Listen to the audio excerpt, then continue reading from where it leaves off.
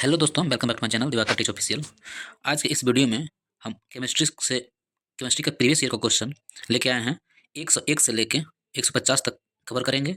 तो आप इस चैनल को सब्सक्राइब करें, वीडियो को लाइक करें, शेयर करें और इस वीडियो को पूरा देखें। जो भी एग्ज़ाम कंपटीशन का हो रहा है, जैसे आने वाला एग्ज़ाम ग्रुप डी है, फिलहाल रेलवे का चल रहा है, आरआरबी एनटीपीसी टेक्नीशियन ड्राइवर। तो इन सारे एग्जाम के लिए बहुत ही इंपॉर्टेंट टॉपिक है केमिस्ट्री। इससे क्वेश्चन आता ही है साइंस से, ठीक है, फिजिक्स केमिस्ट्री बायो जो भी है। तो अभी हम शुरू करते हैं केमिस्ट्री क्वेश्चन। पहला क्वेश्चन है, महासागरों से शुद्ध जल किस विधि से प्राप्त किया जाता है? तो महासागरों से शुद्ध जल प्राप्त किया जाता है आसवन विधि से। किससे? आसवन विधि। आंसर क्या होगा? बी होगा। आसवन का मतलब क्या होता है? अ, जब द्रव को गर्म किया जाता है तब वाष्प में परिवर्तित होता है और वाष्प को ठंडा करके यह पुनः जल में छान लिया जाता है, मतलब पुनः उसको जल में परिवर्तित किया जाता है। ऐसी विधि को क्या कहते हैं? आसवन विधि कहते हैं। ठीक है। अगला क्वेश्चन 102 नंबर, किस प्रक्रम से समुद्र जल से सामान्य लवण प्राप्त किया जाता है? तो प्रक्रम जो है वो बाष्पीकरण है। ठीक है, क्या होगा आंसर? बी, बाष्पीकरण से। ठीक है। साधारण ताप पर गर्म करने पर जल जो है वाष्प बन के वाष्प में बदलता है और उसे बाष्पीकरण कहते हैं। इसके अलावा एक है सब्लिमेशन यानी ऊर्ध्वपातन। ऊर्ध्वपातन क्या होता है? जब ठोस को गर्म किया जाता है तो वाष्प में परिवर्तित होता है और जब वाष्प को ठंडा किया जाता है तो पुनः ठोस में परिवर्तित हो जाता है। ऐसी क्रिया को ऊर्ध्वपातन कहते हैं। ठीक है। और इस क्रिया से जो है कपूर, नौशादर, आयोडीन, नेफ्थलीन, बेंजोइक अम्ल प्राप्त किया जाता है। ठीक है। जब ठोस को गर्म किया जाता है तो क्या होता है? वाष्प बदलता है और वाष्प को ठंडा किया जाता है तो बदलता है पुनः ठोस। अगला क्वेश्चन है 103 नंबर, किस प्रक्रम द्वारा कच्चे तेल से गैसोलीन प्राप्त किया जाता है? तो ये होगा प्रभाजी आसवन विधि से। इस प्रक्रम से क्या होता है? कच्चे तेल जो है से गैसोलीन प्राप्त किया जाता है। अगला क्वेश्चन है 104 नंबर, कठोर जल को उबालने के लिए इस्तेमाल में लाए जाने वाले विद्युत उपकरण के तापन अवयव पर जमने वाली सफेद परत में क्या होता है? तो ये होता है कैल्शियम तथा मैग्नीशियम का लवण। ठीक है, क्या होगा? कैल्शियम तथा मैग्नीशियम का लवण। अगला 105 नंबर, कपड़े धोने वाला सोडा क्या है? तो कपड़े धोने वाला जो सोडा होता है वो है जल योजित सोडियम कार्बोनेट। क्या होगा? आंसर बी, जल योजित सोडियम कार्बोनेट। इसका जो सोडियम कार्बोनेट का जो फार्मूला होता है Na2CO3 होता है। याद रखेंगे, Na2CO3। ठीक है।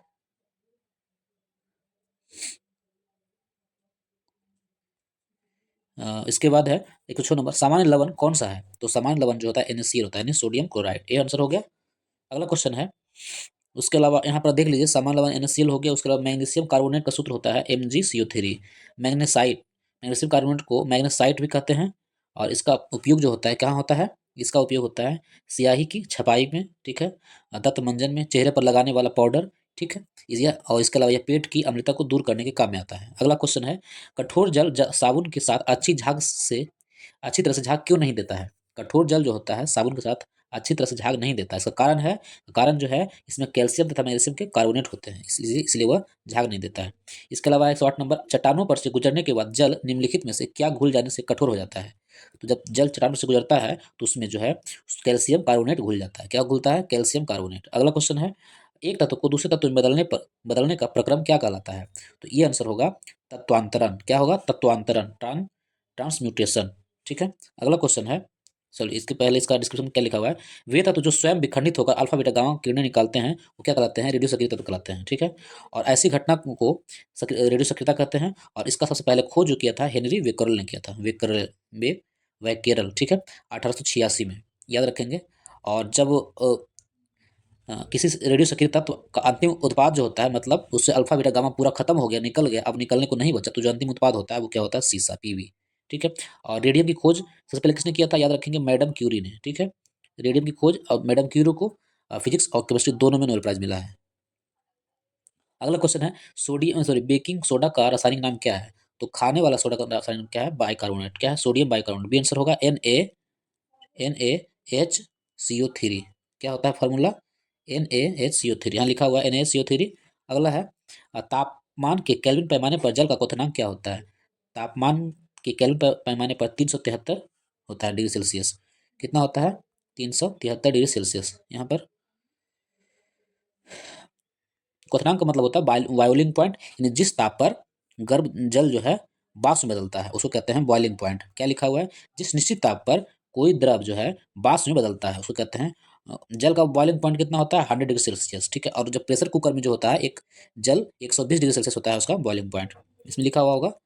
अशुद्धि मिलाने पर क्या होता है याद रखेंगे, अशुद्धि जब मिला देंगे किसी जल में तो उसका बॉइलिंग पॉइंट क्या होता है, बढ़ जाता है। याद रखेंगे, ये बहुत इंपॉर्टेंट क्वेश्चन है, याद रहता है। ठीक है।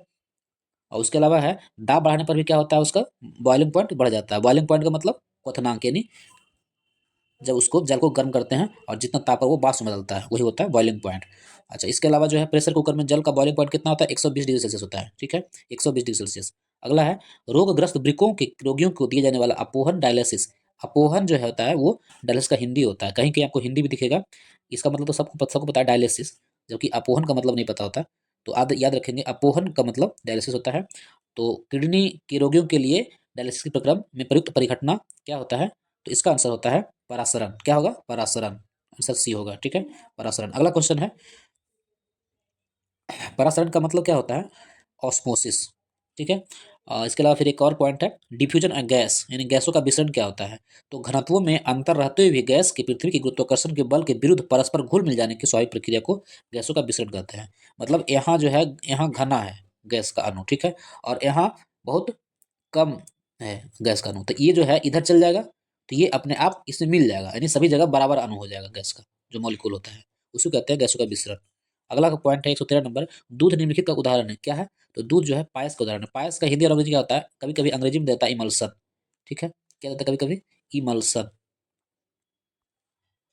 इमल्सन। ठीक है, और उसी का जो अंग्रेजी होता है वो, सॉरी ये अंग्रेजी है, उसी का हिंदी होता है पायस। पायस, तो आंसर क्या होगा, सी होगा। इसके अलावा हम देखते हैं निलंबन किसको कहते हैं, कोलाइड क्या होता है, सॉरी निलंबन किसको कहते हैं। निलंबन जो होता है वो होता है ऐसा घोल जिसमें परिक्षेपित कणों का आकार 10⁻⁵ सेंटीमीटर या इससे अधिक होता है, उसे निलंबन कहते हैं। ठीक है, और इसका एग्जाम्पल नदी का गंदा जल। जब नदी के जल में गंदगी मिलता है तो गंदगी हमको साफ साफ दिखता है, और जबकि उसमें वो मिला होता है तो उसे कहते हैं निलंबन। ठीक है, और इसके अलावा जो जेली के बारे में, सॉरी वैसा कोलाइड जिसमें विलायक ठोस तथा विलेय द्रव होता है, जेल कहलाता है। क्या कहलाता है, हुआ जेल कहलाता है। विलायक जो होता है ठोस, और विलेय जो होता है वो द्रव होता है, वो कहलाता है जेल। इसके अलावा ऊपर लिखा हुआ है पायस जो होता है का उदाहरण है वैसे कोलाइड जिसमें प्रक्षेपित कण तथा परिक्षेपण माध्यम दोनों द्रव को इमल्सन कहते हैं। प्रक्षेपित कण और प्रक्षेपण माध्यम दोनों द्रव को इमल्सन कहते हैं। अगला है 114 नंबर, बारूद निम्नलिखित का मिश्रण है। तो बारूद बारूद किसका मिश्रण है, तो ये है नाइट्रेट, सल्फर व काठ कोयला, यानी चारकोल, इसका मिश्रण है बारूद। इसके अलावा जो है बारूद का खोज जो हुआ था 1242 में हुआ था, रोजर बेकन ने किया था। और यह हल्का विस्फोटक होता है, और पोटेशियम या सोडियम नाइट्राइट, चारकोल और सल्फर का मिश्रण होता है। उसका जो अनुपात होता है 15:3:2, यानी कि पोटेशियम का सोडियम नाइट्रेट का अनुपात कितना होता है, 15। सोडियम नाइट्रेट कितना होता है, 15%। उसके अलावा चारकोल कितना परसेंट होता है, 3%। फिर सल्फर कितना होता है, 2%। ठीक है। अगला है खाद्य परिरक्षक के रूप में सर्वाधिक उपयोग में लाया जाने वाला पदार्थ क्या है, तो ये होगा बेंजोइक अम्ल। क्या होगा इसका आंसर, बेंजोइक अम्ल, डी आंसर होगा। अगला क्वेश्चन है, और इमली में कौन सा अम्ल पाया जाता है, यहाँ देख लीजिए। इमली में जो पाया जाता है वो टार्टरिक अम्ल पाया जाता है। कपड़ों के रंग का विरंजन करने वाला विकर्मक रीएजेंट क्या होता है, तो ये है सल्फर डाइऑक्साइड। क्या होता है, आंसर बी होगा, सल्फर डाइऑक्साइड। ठीक है, इसका जो फॉर्मूला होता है, रासायनिक सूत्र, वो होता है SO2। ठीक है, SO2 होता है, द्वारा कपड़ों के रंग का विरंजक होता है, ब्लीचिंग किया जाता है। इसके अलावा जो है सल्फर ट्राईऑक्साइड जो होता है SO3, यह जल में शीघ्रता से घुलकर H2SO4 सल्फ्यूरिक अम्ल बनाता है। इसी कारण से सल्फ्यूरिक अम्ल का एन एनहाइड्राइट कहते हैं। क्या कहते हैं, एनहाइड्राइट। अगला है 17 नंबर, वह रासायनिक अभिक्रमक जिसके घटित होने से उष्मा बनती है वो होती है उष्मा छेपी। छेपी मतलब होता है उष्मा छोड़ना, आशोषी मतलब होता है उष्मा लेना। ठीक है, तो क्या होगा इसका आंसर, उष्मा छेपी, आंसर डी होगा। ठीक है, एक्सोथर्मिक और इंडोथर्मिक। अब देख लीजिए, इसका एग्जाम्पल दिया हुआ है। यहाँ जो है इस रासायनिक प्रक्रिया में उष्मा, ये छेपी है, उष्मा छोड़ रहा है यहाँ भी, यानी N2+3H2 बराबर 2NH3, तो उष्मा छोड़ रहा है, और यहाँ भी उसको छोड़ रहा है। और इसके अलावा जो है यहाँ जो है उष्मा ले रहा है। ठीक है, N2+O2 बराबर 2NO, यहाँ उष्मा जो है लेना पड़ रहा है इसको, इसको कहते हैं इंडोथर्मिक, इंडोथर्मिक रिएक्शन। और ये है उसके ऊपर में जो था वो क्या है, इंडो एक्सोथर्मिक। ठीक है, और इसके अलावा जो यहाँ दिया हुआ है, वैसे रासायनिक अभिक्रिया इसमें अभिकारक अभिक्रमक अभिक्रिया करके प्रतिफल देता है तथा प्रतिफल पुनः अभिक्रिया करके अभिकारक देता है, उसे उत्क्रमणीय अभिक्रिया कहलाती है। ठीक है। अगला है 118 नंबर, किसी ठोस वस्तु को गर्म करने से उसका सीधे गैसीय रूप में परिवर्तित हो जाने का प्रक्रम क्या होता है? ये होता है ऊर्ध्वपातन, सब्लिमेशन। ठीक है। अगला है किसी भी रासायनिक यौगिक की न्यूनतम संभाव्य इकाई क्या है? वो परमाणु है। क्या है? परमाणु। परमाणु किसको कहते हैं? वह किसी पदार्थ का वह सूक्ष्म कण जो स्वतंत्र अवस्था में नहीं पाया जाता है किंतु रासायनिक अभिक्रिया में भाग लेता है, परमाणु कहलाता है। ठीक है। और इसके अलावा जो है अणु जो होता है किसी पदार्थ का वह सूक्ष्म कण जो स्वतंत्र अवस्था में पाया जाता है, ठीक है, किंतु रासायनिक अभिक्रिया में भाग नहीं लेता है, वो उसे कहते हैं अणु यानी मॉलिक्यूल। इसके अलावा जो है इलेक्ट्रॉन और प्रोटॉन का पूरा डिटेल लिखा हुआ है, तो आप देख लीजिए इलेक्ट्रॉन का पूरा डिटेल में क्या लिखा हुआ है। ऐसा कण जो परमाणु के चारों ओर किसी कक्षा में चक्कर लगाता है, ठीक है, इसका द्रव्यमान हाइड्रोजन परमाणु के द्रव्यमान का 1/1840वां भाग होता है। ठीक है। इस पर इकाई ऋण आवेश होता है, नेगेटिव चार्ज होता है, और इसका जो खोज किया था जे थॉमसन ने किया था 1897 में किया था। ठीक है। अगर द्रव्यमान है तो उसका कुछ होगा द्रव्य इलेक्ट्रॉन का, तो वह 9.108 × 10⁻³ kg। ठीक है। या फिर ग्राम में अगर करेंगे तो -28 हो जाएगा, सेम रहेगा लेकिन -28 होगा, 3 कम जाएगा, सॉरी 2, हाँ 3 कम जाएगा। उसके बाद अलावा है एएमयू में क्या होगा द्रव्यमान, पॉइंट पर पावर पॉइंट के बाद 3 जीरो है, फिर 5486। एक एमयू बराबर होता है 1.66 × 10⁻24 ग्राम। इसके अलावा इसका जो आवेश होता है ये हमें पूछता है, ये याद रखेंगे। ठीक है। ये जो होता है आवेश, इलेक्ट्रॉन का आवेश कितना होता है 1.6 पर power 10⁻19 coulomb. Very very important है, इसे तो सभी इंपॉर्टेंट है लेकिन आप इसको याद रखेंगे। इसके अलावा जो प्रोटॉन होता है इसके बारे में है कि जो ऐसा कण जो परमाणु के नाभिक में पाया जाता है और इस पर इकाई धनावेश होता है, मतलब ये पॉजिटिव साइन होता है, ठीक है, नेगेटिव नहीं होता है। और इसका द्रव्यमान हाइड्रोजन परमाणु के द्रव्यमान के बराबर होता है, जबकि वो था 1840 माह भाग था। इसका खोज जो किया था रदरफोर्ड किया था और गोल्डस्टीन दोनों किया था, इसलिए लिखा हुआ है। और इसका जो द्रव्यमान होता है 1.672 × 10⁻27 kg होता है। इसके अलावा अगर ग्राम में व्यक्त किया जाए तो -24 हो गया। और एएमयू में है 1.00735 और आवेश होता है 1.6 पर 10⁻19 कूलाम, दोनों सेम है। ठीक है। अगला क्वेश्चन है 120 नंबर, सिल्वर हैलाइड का उपयोग फोटोग्राफी प्लेटों में होता है क्योंकि वे क्या होता है, रंगीन होते हैं। क्या होता है, बेरंगीन होते हैं। अगला क्वेश्चन है फोटोग्राफी में काम आने वाला हाइपो रासायनिक सूत्र क्या होता है? तो ये होता है हाइपो रासायनिक सूत्र सोडियम थायोसल्फेट। क्या है, बी आंसर होगा, हाइपो माइनस सोडियम थायोसल्फेट। और इसका जो सूत्र होता है N2H2O3 × 5H2O, याद रखेंगे N2H2O3 × 5H2O। और सिल्वर ब्रोमाइड का प्रयोग जो होता है वो फोटोग्राफी में भी होता है। ठीक है, सिल्वर ब्रोमाइड AgBr। ठीक है। और सिल्वर नाइट्रेट का जो उपयोग होता है कपड़ों को धोबियों के द्वारा चिन्ह बनाने वाले स्याही में किया जाता है। सिल्वर नाइट्रेट जो होता है इसको ध्यान रखेंगे। इसके अलावा जब हम लोग वोट देते हैं, ठीक है, तो वोट देते समय जो अंगुली पर लगाया जाता है,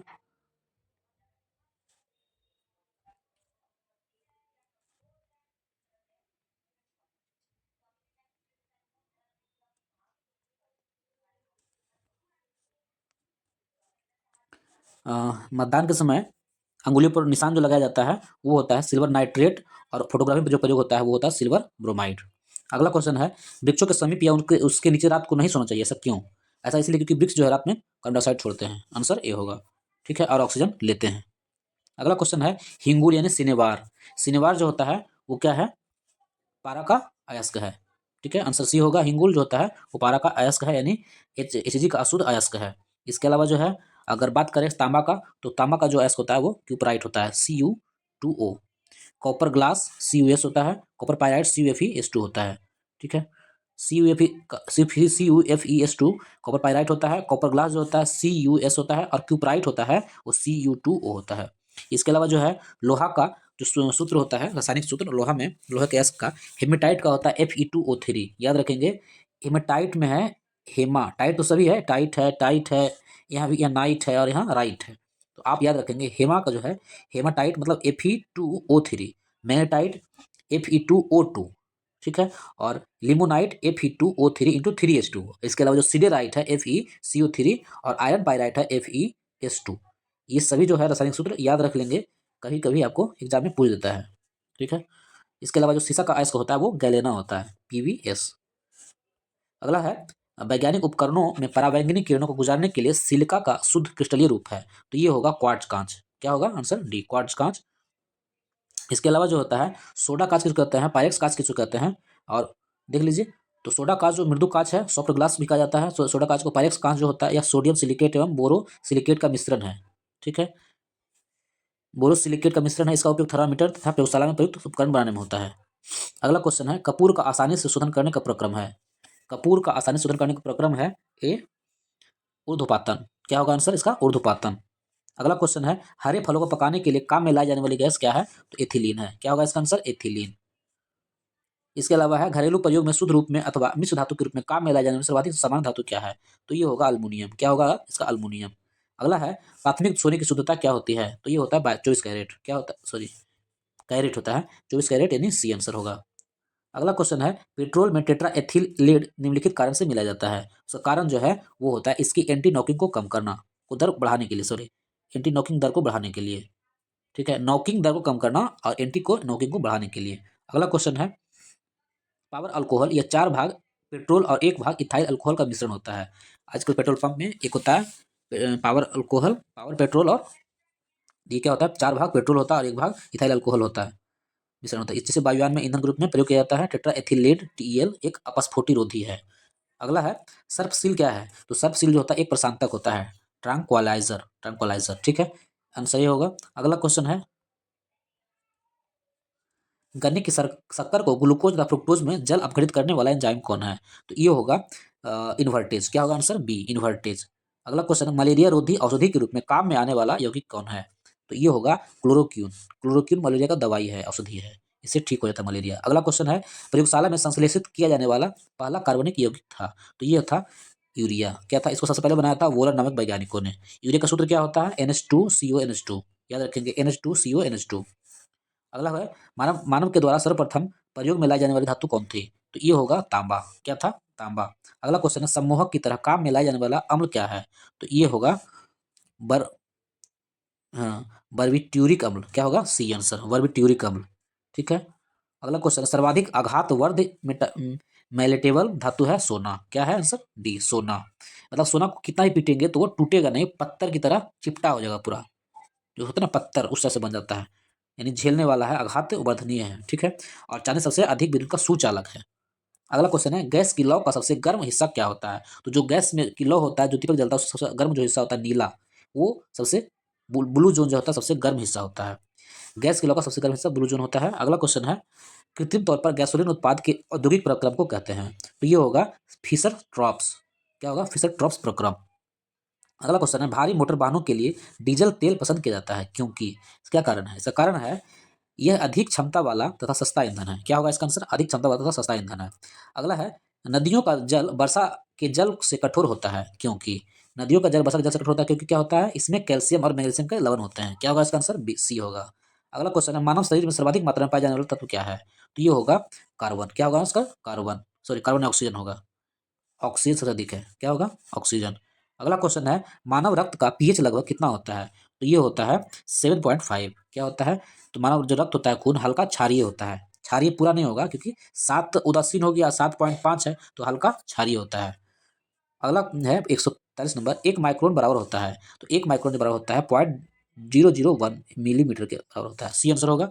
अगला क्वेश्चन है एस्बेस्टस कारखानों में काम करने वाले मनुष्य मनुष्य वायु प्रदूषण के शिकार बनते हैं। उनके शरीर का सबसे अधिक प्रभावित होने वाला भाग है। तो क्या होगा इसका? फेफड़ा। क्या होगा? फेफड़ा। अगला क्वेश्चन है एस्बेस्टस ये हो गया। शरीर में डीएनए का प्रकार क्या है?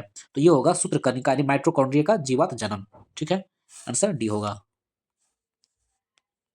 अगला क्वेश्चन है अपोहन। फिर आ गया, बताए थे भी। अपोहन जो होता है उसका हिंदी सॉरी अंग्रेजी होता है डायलिसिस, और इसी को बोलते हैं अपोहन। और ये क्या होता है? ये किडनी रोगियों के लिए होता है, ब्रिक विकार के लिए होता है अपोहन, डायलिसिस। ठीक है, आंसर ए होगा। अगला क्वेश्चन है तारपीन का तेल किससे प्राप्त होता है? निम्नलिखित लकड़ी से निकाला जाता है। तो ये होगा चीड़ की लकड़ी, पाइन। यहाँ यहाँ भी याद रखेंगे, पाइन और चीड़ दोनों की, सॉरी, हाँ, पाइन और चीड़ दोनों की होता है। ठीक है, चीड़ हिंदी में बोलते हैं और पाइन जो होता है वो अंग्रेजी शब्द है। इसे प्राप्त किया था तारपीन का तेल। अगला क्वेश्चन है 148 नंबर, भारतीय और केंद्रीय औषधि अनुसंधान संस्थान स्थित है। तो ये स्थित है लखनऊ में। कहाँ स्थित है? औषधि अनुसंधान संस्थान लखनऊ में। अगला है एंजाइम निम्नलिखित के बने होते हैं। तो एंजाइम जो बने होते हैं वो अमीनो एसिड के बने होते हैं। आंसर बी होगा। क्या होगा? Answer B. और अगला क्वेश्चन है 150 नंबर, लार की प्रकृति क्या है? तो लार की जो प्रकृति होती है वो है उभयधर्म, क्षारीय, अम्लीय, उदासीन। ये होगा अम्लीय होगा। क्या होगा इसका आंसर? अम्लीय, बी होगा। ठीक है, अम्लीय होगा। ठीक है, इस तरह से मेरा 150 नंबर का सेट खत्म हो गया। आप मेरे चैनल पर नए हैं तो सब्सक्राइब करें, चैनल को लाइक करें, शेयर करें। थैंक यू दोस्तों।